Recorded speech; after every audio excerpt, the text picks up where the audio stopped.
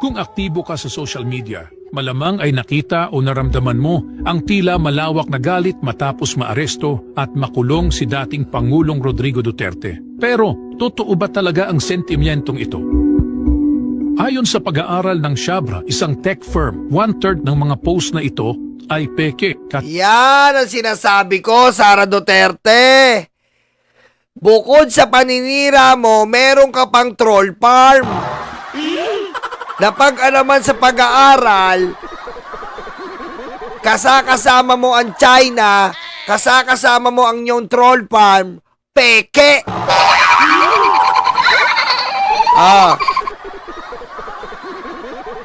Duterte. Pero, totoo ba talaga ang sentimentong ito? Ayon sa pag-aaral ng Shabra, isang tech firm, 1/3 ng mga post na ito ay peke, katang-isip, organisado, planado. Sabi nila, hindi ito basta-bastang trolls lang. Sophisticated, deliberate and organized raw ang kampanyang ito. Mahirap matukoy kung alin ang totoo at alin ang gawa-gawa. At hindi lang ito tungkol sa dami. Umabot daw sa 54 na milyong views ang kaya nilang i-generate. Kita mo 54 million views po ang kaya nilang i-generate. Ganun po ang saklaw na kaya nilang galawan. Kaya mapapansin nyo po, ang mga DDS vlogger, grabe po ang views sa YouTube, sa Facebook, at lalong-lalo na sa TikTok. Ganyan po nila i-mind condition ng tao. Ikaw ba naman, isang ordinaryong tao ka, makita mo si BBM sa pulburong video na peke. Tapos ang views 100,000, putek, malulula ka talaga. Mapapaniwala ka talaga. Hindi mo naman alam, binus lang yon, peki yon.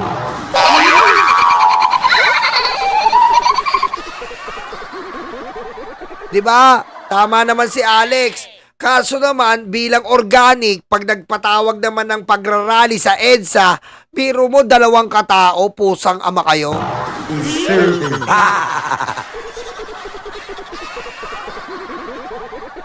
Kasi po, pag meron kang ganyan na mga pinaglalaban, hindi lang po sa online. Ipakita mo ang organic support. Dito po wala kang makita, 2 lang sila sa EDSA, nag-away pa.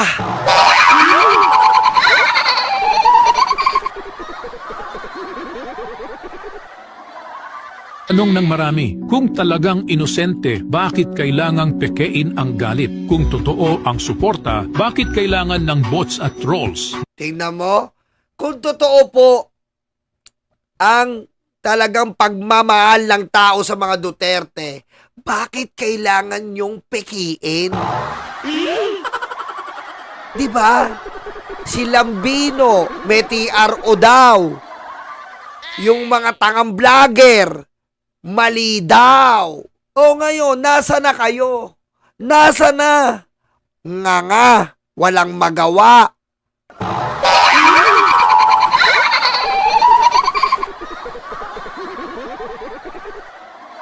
Kasi nga po, ang katotohanan, hindi po talaga hindi kailanman kayang pagtakpan yan ng kadiliman at kasamaan. Kahit takpan mo pa ng dalian yan, uusbong pa rin ang katotohanan. Ha? Ganun talaga.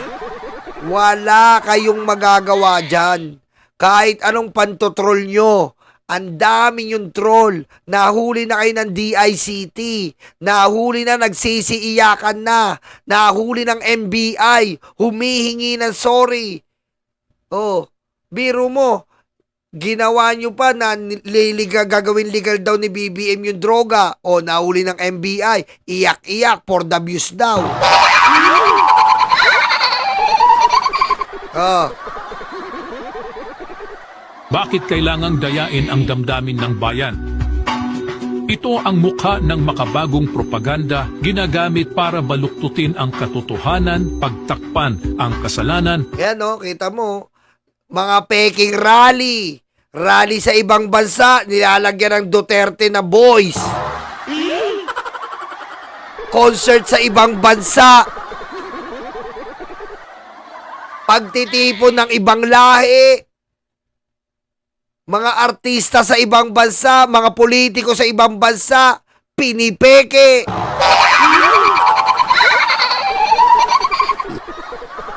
Biro mo, pati yung mga nasa Netflix, sinusuportahan daw, pusang ama kayo. At iligaw ang taumbayan. Ang galit na pinalalakas online, baka hindi galit ng bayan, kundi galit na binayaran.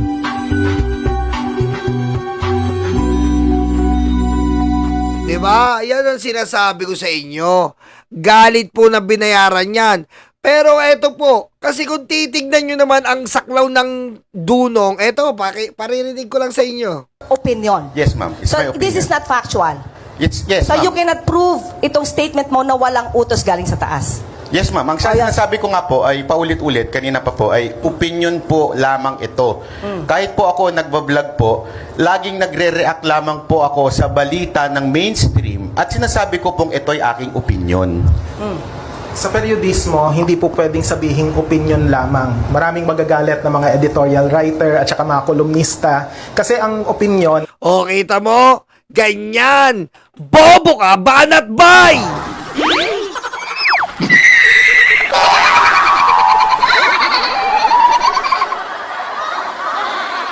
Yan po si Banat Bay. Bobo talaga. Sabi ko nga kay Attorney Claire, alam mo Attorney, pinatagal mo pa eh. Alam mo naman fake news si Banat Bay. Sabi niya, bakit? Kung talagang hindi ka fake news, sabihin mo kay Kibuloy, umalis siya sa kulungan. Kung talaga siyang anak ng Diyos, dinidilaan pa niya yung betlog ni Kibuloy.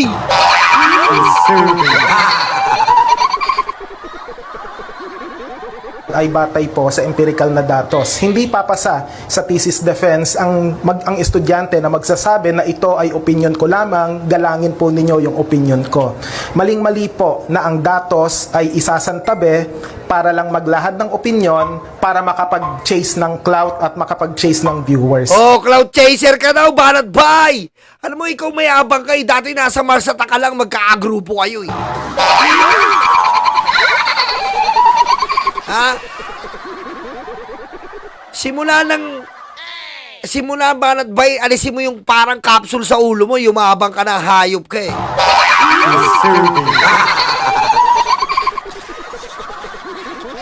Salamat. Pero ang tanong ko po, ibig po bang sabihin nun, bawal na magbigay ng opinion sa social media? Hindi bawal pero mali. Oh. Mali ang magbigay ng opinion. Kung hindi batay sa datos. Oh. Ganun kasimple, mali. Oh. Ganun siya kamali. Kasi maraming malalasong isipan kapag ang opinion ay hindi batay sa katotohanan. Bobo, spotted!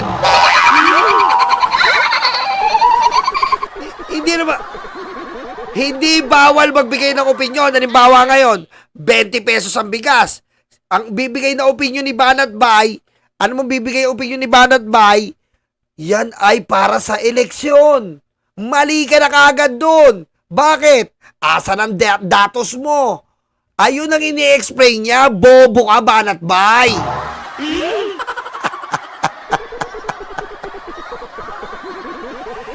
Kasi ganun gagawin nyo. 20 pesos na bigas, ginawa lang for eleksyon. Bawal yon. Dapat na meron kang figures na ito, kita nyo, ginawa nila, ito, for election. Oh. Meron ka nakalagay dito, 20 pesos of prices for the election benefits. Wala kang ganun. Bobo ka, Banat Bay. Hindi bawal, mali. Salamat. Kaya dito mahalaga yung proseso, yung vetting na tinatawag. Kasi kapag ka may fresh set of eyes na editor na titingin nito, makikita ang kakulangan. Salamat. Parang masyadong mainit ang ulo ni Sir sa salitang daw. Mainit talaga ulo niya sa mga taong bobo. Kahit sino naman eh. Ilang beses na pinaliwanag sa'yo, Banat Bay. Ilang beses pinaliwanag sa'yo, hindi mo maintindihan. Kaya iinit talaga ulo mo, bobo ka eh. Diba? Pero hindi po ba gumagamit din ng mainstream media ng ganyan? In English lang, alleged. Humirit pa ng alleged! Humirit pa ng alleged! Piling matalino! Kaya nga ho, di ba ang tawag nila kay Pastor Kibuloy, alleged rapist? Ay, rapist naman talaga. O, kita mo, fake news ka, rapist. Dilang-dila ang betlog. Rinig na rinig nyo po kung paanong dilang-dila ang betlog. Banat ba, isa lang yan eh. Ha? Noon pa fake news ka eh. Alam mo bakit? Patunayan mo na anak siya ng Diyos. Yun lang yun. Patunayan mo na anak siya ng Diyos. Patunayan mo.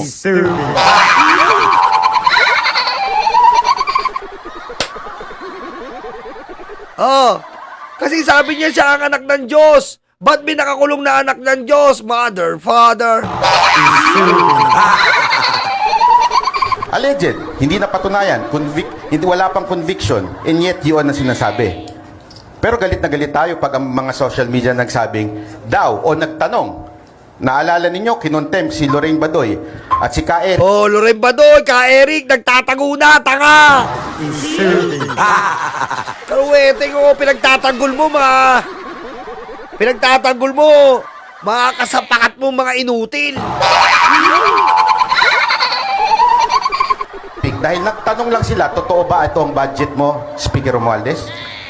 Hindi daw ang ibig sabihin nun. Si Kibuloy, inakusahan. Walang daw doon. Factual yun. Patay! Sunog! Sunog! Oh. Bobo kay Banat Bay, hindi daw yon. Kasama yung Pasig Regional Trial Court doon, tanga!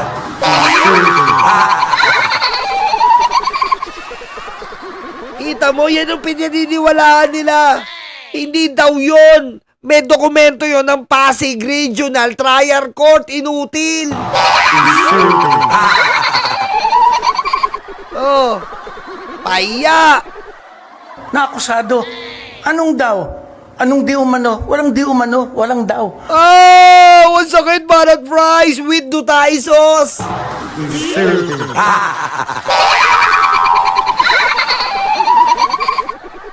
Ang sakit, no, Banat Bay? Yung feeling mo matalino ka, bobo ka, binahiya ka buong mundo. Feeling mo matalino ka eh. Ha? Feeling mo matalino na ako, men. Matalino ako. Yung pahiya ka buong mundo, alam na bobo ka. Sakit, no? Sakit nung Banat Bay, no? Buong mundo, alam na bobo ka. Tunay na akusado. Yun ang ibig sabihin ng alleged. Lahat ng side, mabilis naman maibago kung sakaling nagkamali ang social media. May mga pagkakataon na ang mga social media influencer ay pinagpipilitang mali ang isang mali, hindi binubura at pinagpipilitang tama sila. At dito, makikita natin ang isang willful ignorance din with regard to how the media work. O, kita mo, Banat Bay, ignorante ka daw. Lupay-pay eh, oh. Lupay-pay. Oh, lupay-pay. Lupay-pay ka pag fake news ka. Lupay-pay, oh. Lupay-pay. Oh. Sapul ka, alam mo, sa mundo ng mga vlogging katulad namin, reactor, wag ka magbibida. Tanggapin mo may pagkakamali ka. Tanggapin mo minsan na hindi uubra. Tanggapin mo minsan na may nasabi ka na akala mo tama pero hindi. Walang masama na pag-amin ng pagkakamali. Eh, ikaw ay yabang mo pa eh. Pinipilit mo pa, alleged daw. Tanga! Oh, iyak oh. Ang mga social news media organizations, yung mga may Facebook, may Twitter, etc., mabilisan din yung pag-correct, lalo na kung kinakailangan ito. Siguro yung tinutukoy mo, yung mga magazine at mga dyaryo na kinabukasan pa o sa isang linggo pa makakapag-issue ng erratum. Isang salita lang, iba ang gatekeeping sa censorship. We go for gatekeeping. Salamat. Ang sinabi ko, mas matindi sa mainstream media. Bakit? ni-report ninyo. Sino ang nag-edit? Kayo ho ba? Hindi. Ang nag-edit, newsroom. Pag may mali, may problema tayo doon. Bakit? Humirit pa. Binabanatan talaga yung mainstream media. Humirit pa ng katangahan to. Newsroom ka pa. At sisisihin, di ba, yung nag-report. Di ba, ganun naman ang nangyari, nasisisihin nagre-report. Kaya nga ako, paulit-ulit ko rin sinasabi, huwag natin sisihin ng reporter, cameraman. Dahil wala naman po silang kinalaman doon sa final na news. Ang problema, hindi nila alam kung sino ang nag-edit ng news. Hindi ganyan ang proseso ng editing. Ang editing, Alam mo ba, chismoso ka lang eh. Chismoso ka lang. Tandaan mo, mga veterano yung kalap mo na media personnel. Ikaw, isa kang chismoso. ginagawa yan habang ang reporter nasa tabi niyan. So hindi po pwedeng yung editor ang masusunod kung anong gusto niya. At ang editing, may layers yan. Umpisa pa lang, meron ng editor na nagpapatakbo ng tropa ng reporters. Sumasagot sa editor yan. Yung editor na yun, may isa pang susunod na editor uli. Meron pa uli. Ha? Pero lahat yan, ginagawa habang nahandoon yung lahat ng taong yun. Sunog si Banat Bay, ang leader ng Mars Attack. Mr. President, gutom na kami! Well, nung binigay ko yan sa... Eto, dito tayo kay Kangkang. Panoorin nyo kay Kangkang, ha. Pakinggan nyo kay Kangkang. Nag-8-8 na ang dila.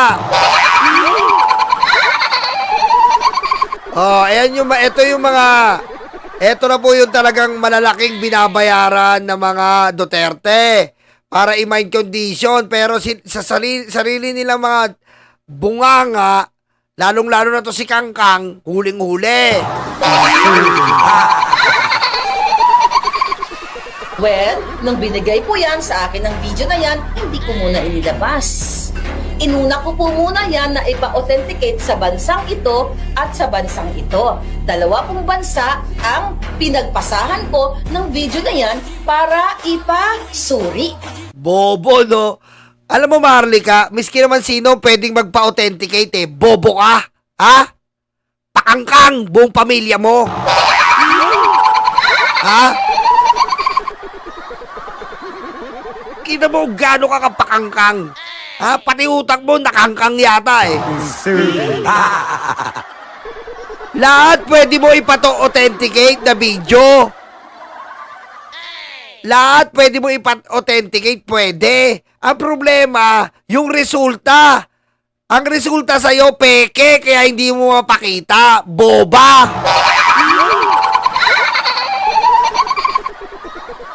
Oh, anong idadahilan nyo? Bakit ayaw mo pakita ang authentication? Bakit nyo pinagdadamot?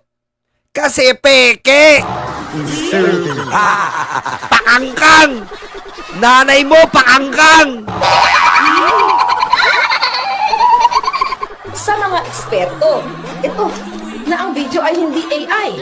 Diba? Ito yun. Gaganyanin nyo lang. Ganyan lang. Hindi nyo mapapakita yan. Kasi nga, peke!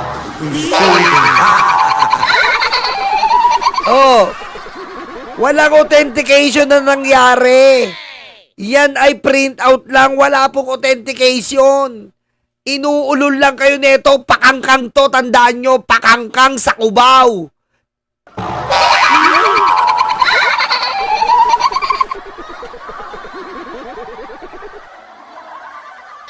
Kaya netong ipasok ang 2 batuta sa kanyang pakangkang na puday. May perma kasi niyan. Tingnan lang. Huwag ko na pakita yung perma. Kita mo. May pirma kasi. Pero hindi niya papakita. Peke! Ba't mo papakita kung peke? Ganyan. Yan. So ngayon, i-present natin sa korte yan. Kaya nga, kung kung ito ay malisyoso na sinasabi ng mga buwaka ng Genemes, Wala na, booking ka na. Wala ka na manloloko, present sa korte. Oh, pag present mo sa korte, paano nyo makakasuhan si Bongbong Marcos? Oh, kailan nyo ipipresent yan? After 3 years? Oh, ba't hindi pa ngayon? Ano hinihintay nyo? Ba't sinasabi nyo binuhay pa yung pulburong video? Kasi nga, natatakot na kayo. Sinisingil na kayo. talo na po ako. A few moments later. Polboronic issue. Si Duterte ang nagpasimuno nito. Yan Inamin niya yan. Ito nga po yung talagang kagaguhan nito ni Marlica eh. Planted talaga to sila Banat Bay, si Banat Bay, sa mga banatae, planted dyan ni Kibuloy. Si Kibuloy nagmamanage yan. Ito, sila Sas, sila Sara to. Kanina, sila lang ito mismong galing sa PIDEA. O, tanginan nyo, PIDEA leaks. Sabi ni Sas. Kita nyo, umamin. Ito naman, babawi. Kahapon, bago natin pinlay yung video, wala naman ako sinabi na mga kababayan, panoorin po natin si Ferdinand Marcos Bangag. Wala naman ako sinabing ganon. Sabi ko, let the people decide. Kita mo? Babawi na!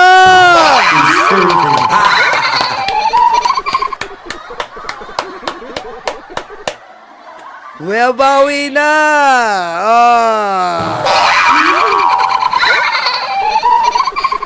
Diba? Taong bayan ang uhusga.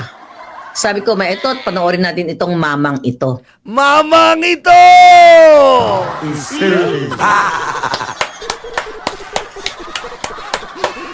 Galing, di ba? Galing, di ba? Kanina, sinabi ko nga, authenticated to na si Bongbong Marcos ay bangag. Ngayon, di ko naman sinabi. Sabi ko, mamang ito.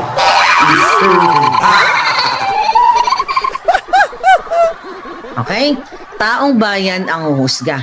Doon sa crowd, kung naririnig ninyo ko, the moment na finlash natin yung video, ang sigaw nila, oh my God, Marcos resign. Sinabi ko ba na yung nasa video na yon, si Ferdinand Marcos Jr., sabi ko, let the people decide.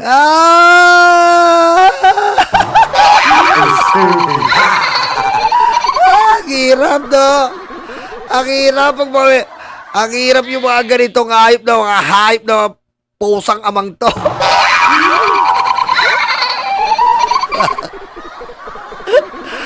Atras! Marlica, ba't umatras yung tinggil mong mabantot?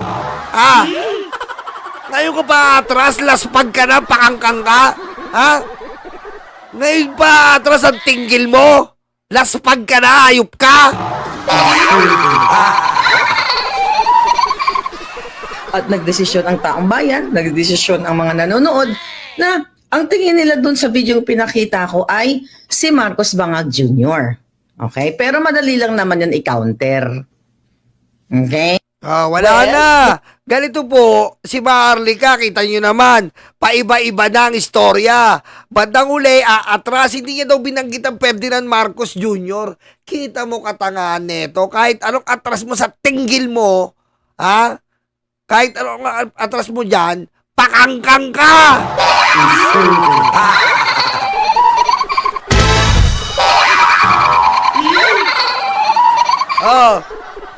Akala ko ba matatapang kayo? Ngayon, wala. Atras lahat. Balat bay, atras.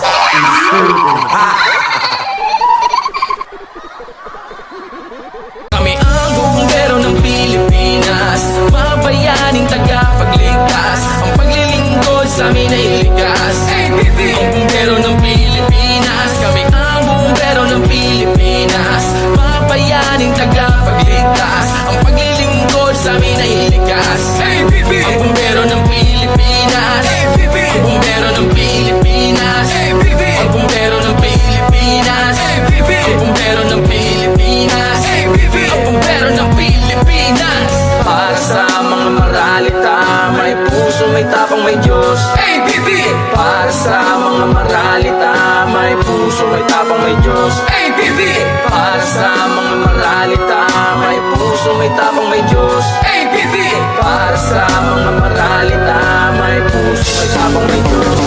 Kami ang bumbero ng Pilipinas, mga bayaning tagapagligtas. Ang paglilingkod sa amin ay likas. Ang bumbero ng Pilipinas, kami ang bumbero ng Pilipinas, mga bayaning tagapagligtas. Ang paglilingkod sa amin ay likas. Ang bumbero ng Pilipinas, ang bumbero ng Pilipinas.